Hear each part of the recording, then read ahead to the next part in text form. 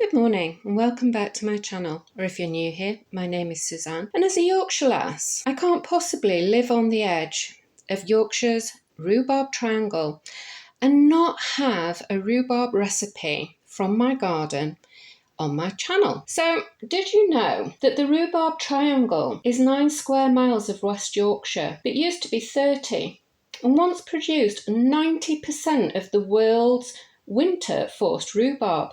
And in 2010, Yorkshire Forced Rhubarb was awarded a protected designation of origin status too. Fascinating. So, as this is one of our earliest producing perennials, I thought I'd do a recipe. Now, for me, being on a strict ketogenic protocol, I don't actually drink a lot of alcohol and I don't eat huge amounts of fruit.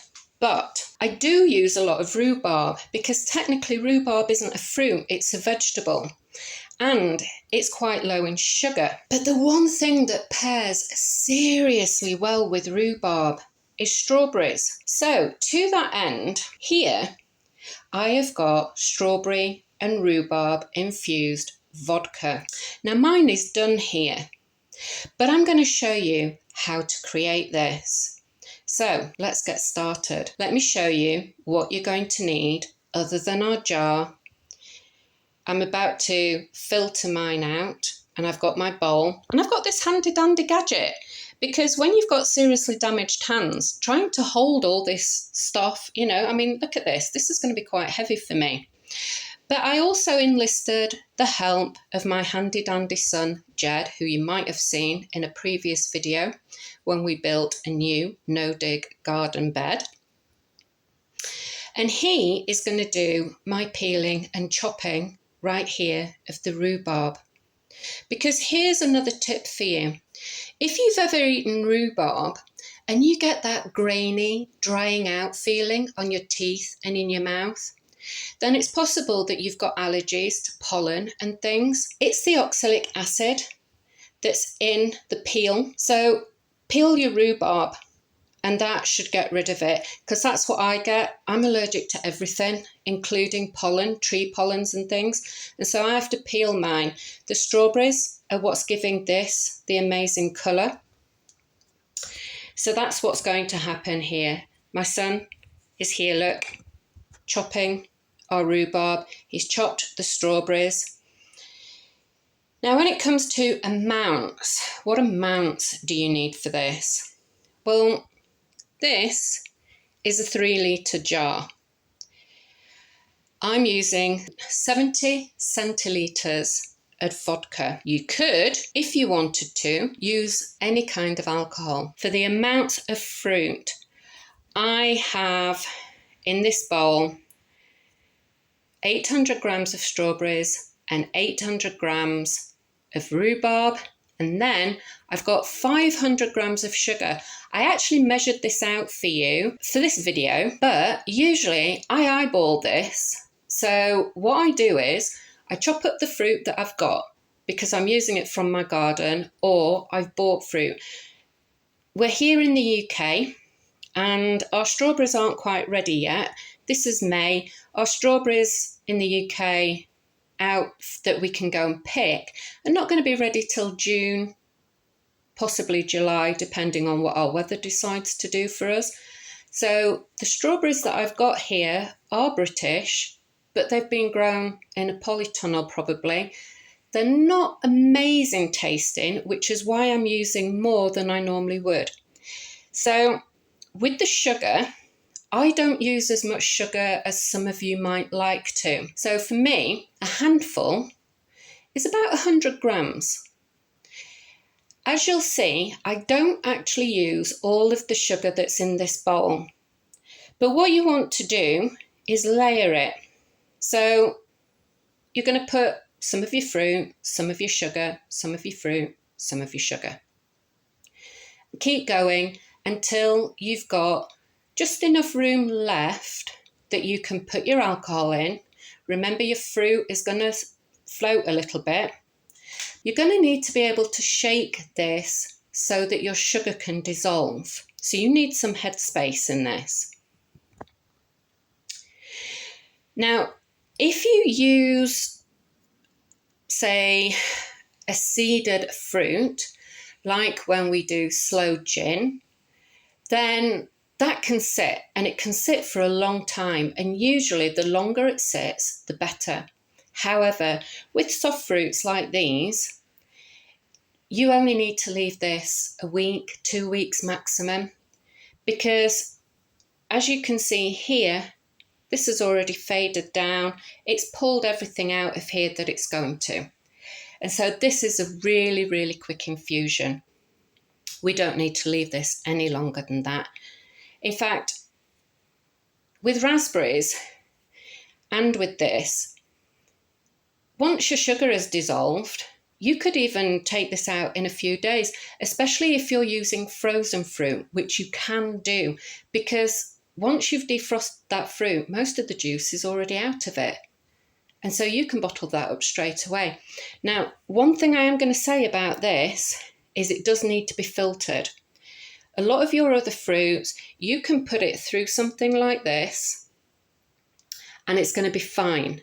However, what I've learned through experience with this is that it does still bring out a lot of pulp, and a lot of that pulp will get through something like this. Because if this will, you can see there's quite a lot of holes. It's not focusing in very well, but you can see my fingers through it.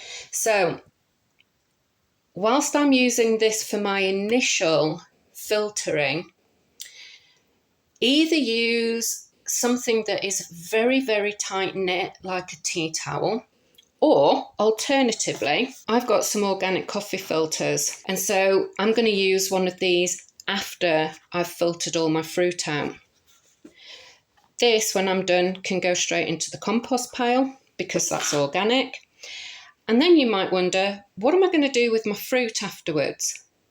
Well, that's easy. That doesn't get thrown away. I have cooking apples that are already processed and in the freezer. I will bring those out. They've got a lot of pectin in them, and then we make jam. So all of it gets used, but you could cook that down, add some more sugar into it, and you could use that if you make ice creams yourself or whatever. Blend that through an ice cream. I mean, it's boozy, it's adults only, but that will be fantastic. Talking of adults only, disclaimer here for YouTube, because I've got slapped by Instagram before when I did a raspberry infusion. I got told I was being naughty and promoting alcohol consumption. Please drink responsibly. This is not a promotion for alcohol binging. This is just a recipe suggestion. There we go. That's the disclaimer for YouTube. I'm not promoting binge drinking or anything. And so I'm going to come back to you when I've got this filtered, and I'm going to show you the bottle I'm using rather than the other bottles that you could use, which, you know, if you're giving this away, use a fancy bottle like the ones suggested here, or put it back into the bottle that you bought your vodka in. But I'm going to show you the one I'm using instead, because this is just for us. And if I was making this for somebody else, I would have also worn gloves so that, you know, everybody feels comfortable. I'm not transferring anything, but of course this is just for us. Back in a moment. As you can see, all the fruit is now in the bag. Still just dripping slightly, but you can see that our vodka is quite cloudy, and that is the pulp that's in there, which if you're going to drink this quickly really doesn't matter. You could put it in the fridge if you wanted to. You'll see that some people do recommend that. However, if you put anything fruit wise in the fridge, then it destroys the sweetness. Things with fruit are always better at room temperature. The other thing you can do is just leave it and all the pulp will settle at the bottom. So this is completely and utterly personal preference. So once this has stopped dripping, I'm going to filter that again. So now that I've filtered it all, I've bottled it. I'll show you the bottle I am using. I save all our bottles, and this one is a green gin bottle. And I like these gin bottles for when I'm doing something like this, because in these clear bottles, whilst it's exceptionally pretty, and I have put the excess into this bottle to show you just how beautiful it looks for if you wanted to gift it. The thing that it will do, if you're not using it quickly like we don't, is that this will change colour. It'll oxidise. It's not a major thing, doesn't change how it tastes. However, these do taste better when you drink them more quickly. And so for us, you know, it is going to change the colour, and it does change how they taste. It's the same with the raspberry one. These are not vodkas that get better and better as they age if you leave them, like a blackberry or the stoned fruit ones. But what I do like is putting them in these dark bottles. Now this one is a litre, and as you may remember, I said I'd used 70 centilitres, but because I used so much fruit, all of this is the juice that's come out. So this is a litre bottle, and I've used it before, Rhubarb and Strawberry. Please excuse my writing, but I have very damaged hands and my writing isn't as neat as it used to be. So I'm reusing this bottle. You can still see the colour even through that green. It's beautiful. And then sometimes what I do is we collect bottles like this, specifically for bottling excess, but even so, you can see how much has come out of that, and that wouldn't have even fit in that little bottle. But these were beautiful. I can't actually remember what these bottles came from, because it's my son's girlfriend that brought me a couple of these bottles so that I could use them for when I do gift them. Please excuse my throat. I've got a very sore throat, and so that's why I've got such a croaky voice. So there we go. The amount of fruit and sugar you use is totally up to you on the quality of your fruit at the time of year. If you want to use less fruit, simply put your amount of fruit in your jar and cover it with the amount of alcohol that you want to. It can be as simple as that, and tailor your sugar to your tastes. These recipes are really quite adaptable. The other tip that I'll give you for rhubarb is that you can spice this. I've also done pineapple in spiced rum, which is absolutely amazing. So ginger is well known for going exceptionally well. And I've actually got a video because I'm trying to grow ginger outside in the UK this year. So if you haven't seen that, go check it out. I'll leave a link down in the description below. Sorry, I just can't talk anymore today. My throat is so sore. So I hope you've enjoyed this. I hope you will like it and subscribe and share it. And by the way, please do check if you've subscribed before that you are still subscribed, because YouTube is being really naughty just lately and it's unsubscribing people. It's done it with me from channels that I'm subscribed to. It's also removing a lot of my views. I don't know why they're doing it, but I don't like it. So anyway, I hope you give this a try.